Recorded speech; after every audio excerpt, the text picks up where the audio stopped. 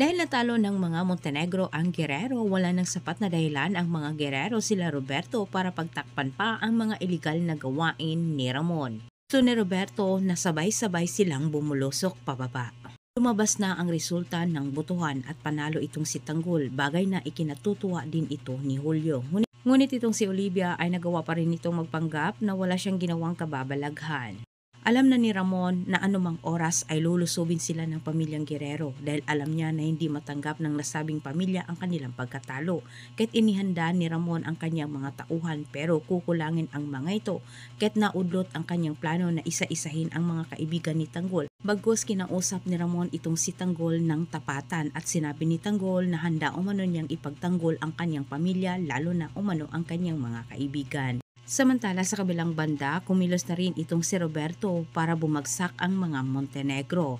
Itinawag ni Roberto kay Rigor na buhay itong si Ramon at nais niya na si Rigor umano ang mamumuno sa pagtugis dito kay Ramon. Para masiguro ni Roberto na magtagumpay ang kanyang pagsuplong sa mga Montenegro, ay tinipon kaagad niya ang kanyang mga tauhan. Gusto niya na sa mga ito sumama sa mga parak sa pagtugis umano kay Ramon.